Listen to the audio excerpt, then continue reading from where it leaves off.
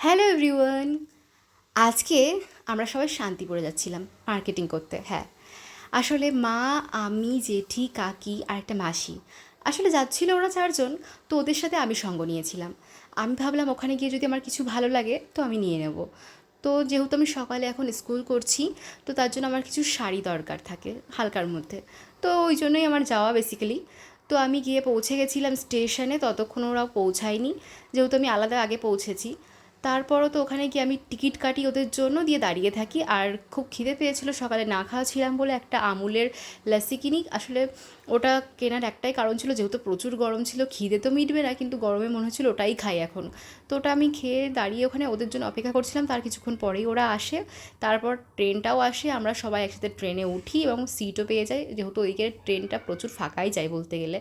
এরপরও তো ট্রেন ছাড়ে, আর আস্তে আস্তে প্রায় 1.25 ঘন্টা কি 1 ঘন্টার মধ্যে আমরা শান্তিপুরে পৌঁছে যাই। এরপরও আমরা শান্তিপুরে নেমে সবাই একটা টোটো করি। টোটো করার পর আমরা পৌঁছে যাই আমাদের গন্তব্যস্থলে কিংবা দোকানে। দোকানে পৌঁছানোর পর আমরা একটু আশেপাশে ভিডিও করছিলাম, একটু ফ্রেশ হয়েছিলাম হাত মুখ ধুয়ে। তারপর দোকানের ভিতরে প্রবেশ করি। দোকানের ঠিকানাটা আমি এখানে দিচ্ছি না। আর দোকানের ভিতরে প্রবেশ করার পর দোকানের চারিদিকটা আমি একটু ভালো করে দেখাই। ওদিকে যেহেতু খুব লোকজন ছিল না, আমরাই কজন ছিলাম, আর এক দুজন ছিল ওদিকে। তো ওই জন্য ওরা ব্যাক সাইডটা লাইট অফ করে রেখেছিল, আর এই সামনেই ছিল প্রচুর তাঁতের শাড়ি। এই ঘরটা ছিল পুরোটাই তাঁতের জন্যে। তো আমরা প্রথমে এই শাড়িটা দেখি, তো এই শাড়িটা বেশ ভালোই লাগছিল। ক্যামেরাতে যেহেতু কোয়ালিটির বা কালারটা অতটা সুন্দর ফোটেনি, কিন্তু সামনাসামনি খুবই সুন্দর কালারটা।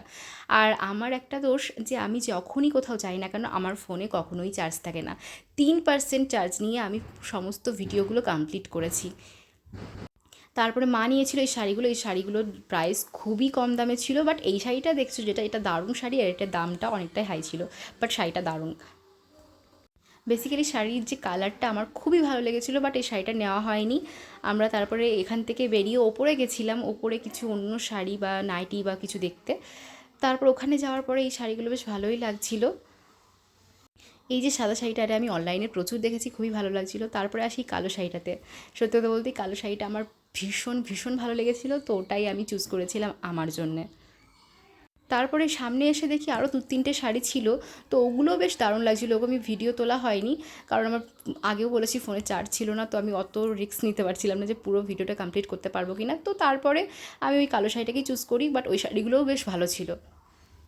তারপরে এদিকে ছিল কুর্তি, নাইটি এগুলো, কিন্তু এরা নাইটি হচ্ছে একটা ব্যান্ডেল, 12 পিস থাকে তাতে, সেটাই দেবে, না হলে দেবে না। আর যেগুলো আমাদের পছন্দ হচ্ছিল সেগুলো 12টা নিয়েও বা আমরা কী করবো, আর নিতাম যেহেতু, কিন্তু দামটা আমাদের ঠিক একটা পোষাচ্ছিল না, কারণ আমাদের এখানের দামেই হয়ে যাচ্ছিলো। তারপরে আমরা বাড়ি চলে আসি কেনাকাটা করার পরে। বাড়ি আসার পরে আমরা সবাই একসাথে হই এবং সমস্ত শাড়িগুলো একে একে দেখতে থাকি যে কোনটা কেমন হয়েছে। তো এটা ছিল গাদোয়াল শাড়ি আগেরটা, যেটা সবুজ দেখলে, ওটা খুবই সুন্দর একটা শাড়ি। তারপরে এই শাড়িটা আমার খুব একটা ফেভারিট শাড়ি, কারণ আমার অনেক দিন ধরেই এরকম শাড়ি নেওয়ার শখ ছিল, কিন্তু ওটা ছিল আমার নয়, আমাদের পাশের বাড়ি একটা কাকির ছিল। আর এটাও ছিল পাশের বাড়ি একটা কাকিরই শাড়ি, আর এটাও।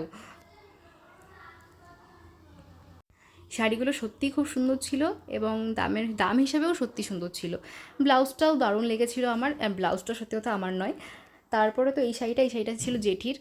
জেঠি এই শাড়িটাই পছন্দ করেছিল, এই কালারটা আমি চুজ করে দিয়েছিলাম। কালারটা আমার ভীষণ ভালো লাগছিলো, আর ক্যামেরার চেয়েও না সামনাসামনি বেশি সুন্দর ছিল কালারগুলো।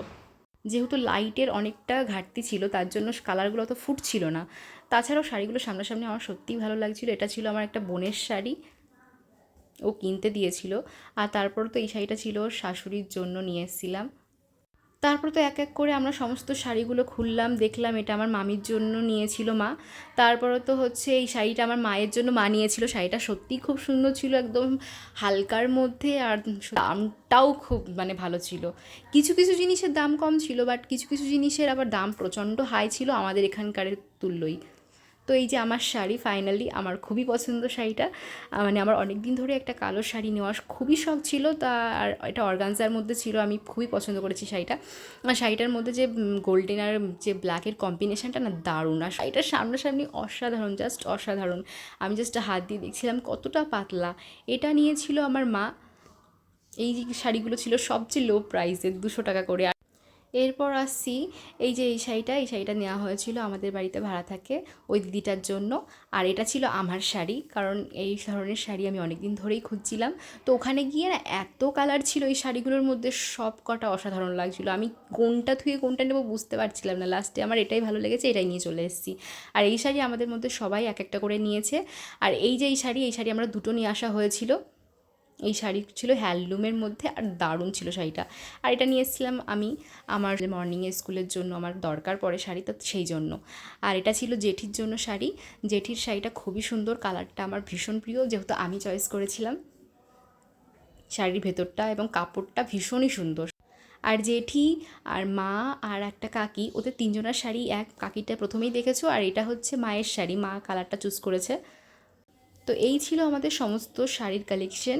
কার কোনটা ভালো লেগেছে সেটা অবশ্যই জানিও। আর আজকের জন্য টাটা, দেখা হবে পরবর্তী একটা ভিডিওতে।